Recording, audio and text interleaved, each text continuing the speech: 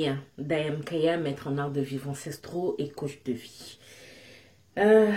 J'ai reçu une question qui a attiré mon attention. C'est la question de monsieur Maximilien qui demande: l'homosexualité est-il héréditaire? Comment on le raconte? Bien, je vous remercie pour cette question, monsieur Maximilien. Écoutez, cela fait de nombreuses années maintenant que on a démontré que l'ADN se modifie avec les choix de tout un chacun. Il y a des personnes qui naissent dans une famille où on parle d'une hérédité de diabète et qui réussissent à ne pas en avoir du tout. Pas parce que le diabète n'était pas dans leur gène, mais parce qu'ils ont choisi de ne pas avoir le diabète. Donc, c'est une question de choix.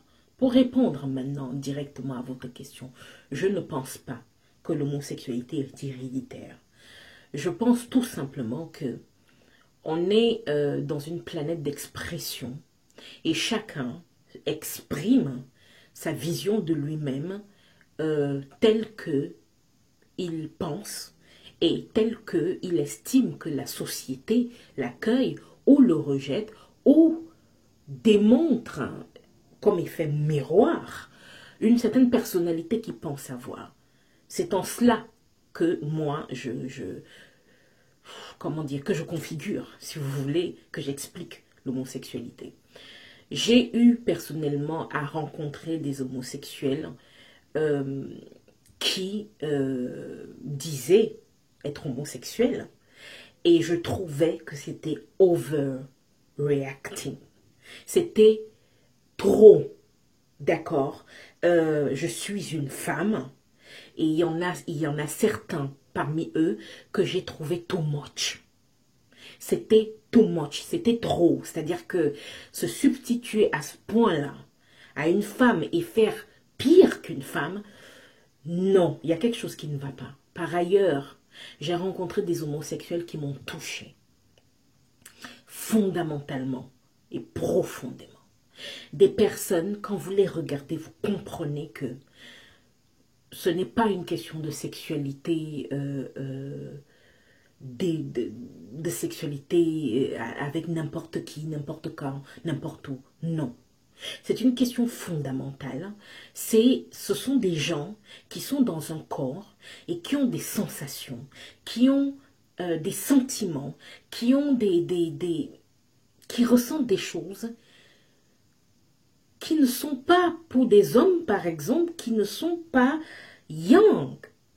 Ils ressentent des choses yin tellement profondément que ils se dirigent dans la direction de la féminité parce que finalement c'est là où ils se retrouvent. Et puis il faut aussi dire quelque chose, c'est que aujourd'hui on est en train de sacraliser d'une certaine façon la femme et c'est pas une mauvaise chose, mais parfois c'est très mal fait. Dans certaines conditions, c'est très mal fait, au point où il y a certains hommes qui se sentent inférieurs. Dans ce cas-là, quand vous êtes par exemple quelqu'un dont le point de vue des autres est plus important que ce que vous êtes, vous pouvez facilement devenir homosexuel, hein, parce que c'est mieux vu d'être une femme, hein, finalement, plus que d'être un homme. Il y a aussi dans certains cas où certaines personnes deviennent l'homosexualité par nécessité. J'en ai rencontré.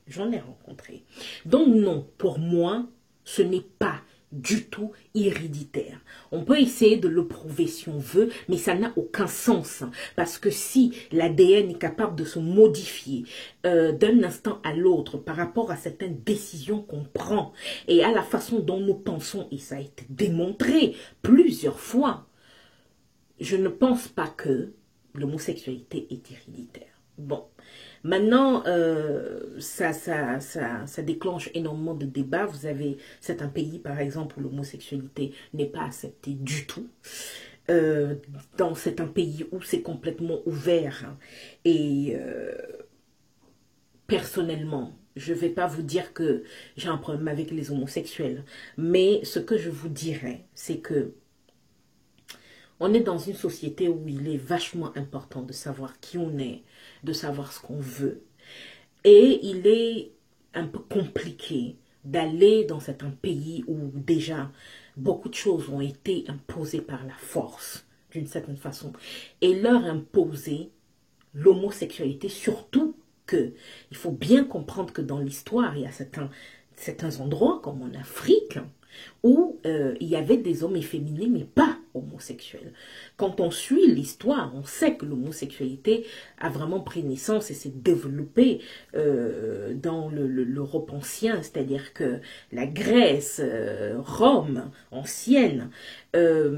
Donc, effectivement, moi, personnellement, je ne suis pas d'accord avec les gens qui veulent, comment dire, faire en sorte que quelqu'un renonce à l'identité qu'il a choisie. Quand quelqu'un décide d'être homosexuel, il a le droit d'être homosexuel.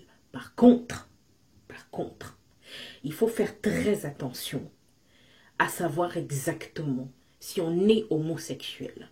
Parce que c'est vraiment ce que tout notre corps nous dicte, appelle, c'est ça la résonance que nous avons, ou si on devient homosexuel pour les convenances, ou pour une nécessité, ou parce que c'est bien vu, ou parce que c'est la dernière tendance à la mode, je trouve que là, ça le fait pas. Ça le fait pas. Mais on est dans une société du m'as-tu vu, hein, et il fait très bon ces derniers temps d'être homosexuel ou d'être bi. Hein, c'est une nouvelle que j'ai appris il y a de cela 3 ans, être bi, c'est-à-dire que avoir aussi bien de l'attraction sexuelle pour les hommes que pour les femmes.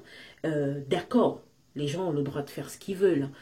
Ça, c'est leur problème. Mais pour répondre, vraiment pour conclure à votre question, Monsieur Maximilien, pour moi, non. L'homosexualité n'est pas héréditaire. Ça ne relève pas de l'hérédité. C'est un choix comme tout le reste. Voilà.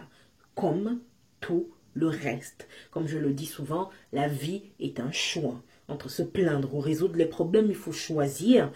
Parce que, de toute façon, quoi que vous fassiez, consciemment et inconsciemment, vous allez être obligé de faire un choix. La vie ne va pas vous laisser ne pas en faire un. Donc, voilà. Merci donc pour cette question, Monsieur Maximilien. Et puis, je reçois des questions de plus en plus... des questions de plus en plus compliquées. Et je vous remercie de cette confiance. Je vous remercie de m'envoyer toutes ces questions. Et je vous répondrai toujours avec plaisir. C'était Maître Daem Kaya, maître en art de vivre ancestraux et coach de vie.